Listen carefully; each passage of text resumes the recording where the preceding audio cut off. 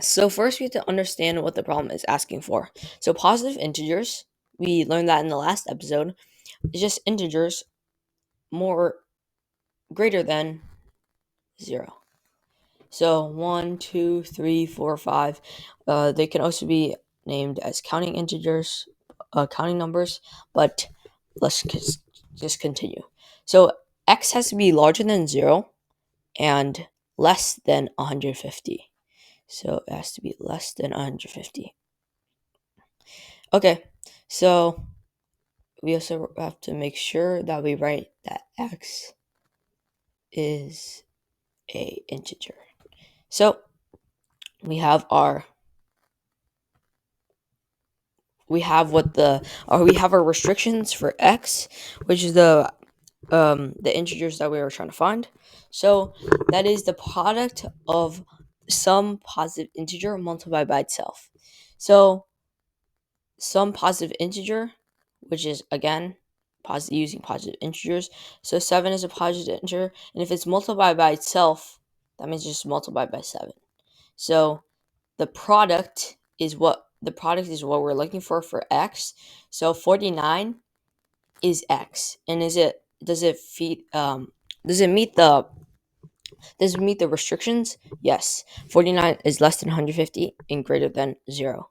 So we know that works. However, we want to make sure we do it in an orderly manner. So what is the first positive integer? The first positive integer is 1. And if we multiply 1 by itself, it's just 1. So the answer is 1. And it fits the requirement for x. So the next one is 2. And 2 times 2 is 4. So 4 does fit the requirements again. So we can keep on going up there. However, once you know your timetables, like times tables really fast, and I suggest that you practice your times tables. But once you know your times tables extremely fast, you can know what the highest value is. So the highest value is 12 times 12, which is 144. And 12 times 12 is 144.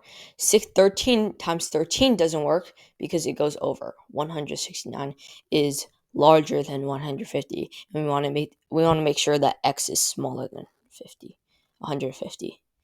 So the product is just what the what the two numbers are multiplied and equal to. So we know that the largest integer that can be multiplied to form a product is 12. So the largest product is 144. Okay, so another way to make sure that you have all the products is that you can square root 150. So when you square root 150, you'll get, I believe, 12 point something. And that's the maximum it can be. It can't be 13. If it goes over that, that's wrong. Okay, so another concept I want to talk about is basically related to multiplying an integer by itself is powers. So perfect squares as well. So 1 times 1 is equal to 1, and it can be rewritten as an exponent. An exponent is y to the x. That means it's multiplied by y times y times y dot dot dot for x amount of times. X amount of times.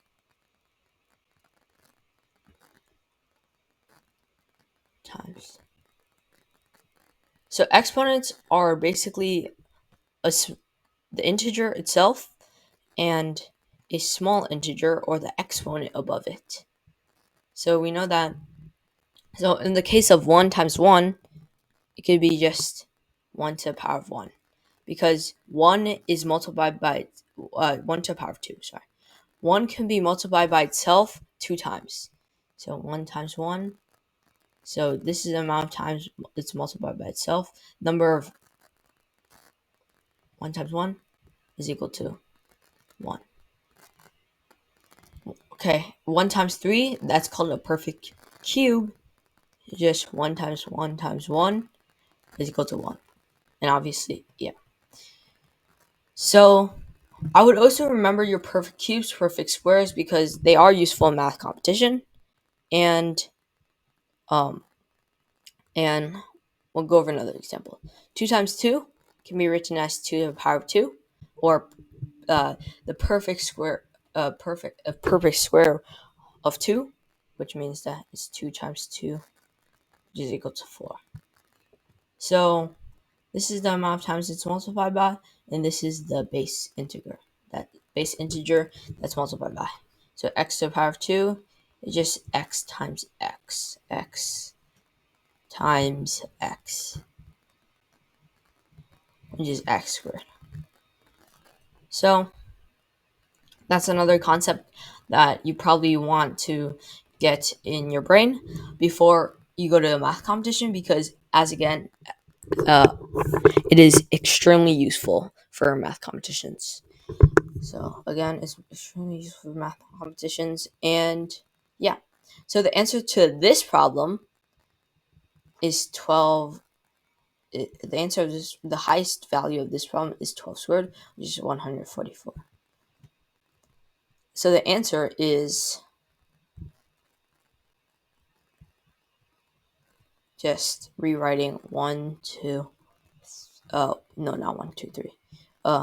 1, 4, 1, 4, 9, all the way up to 144. And if I asked you to find the number of positive integers, then it would be 1 through 12. So that's 12 numbers, or 12 integers.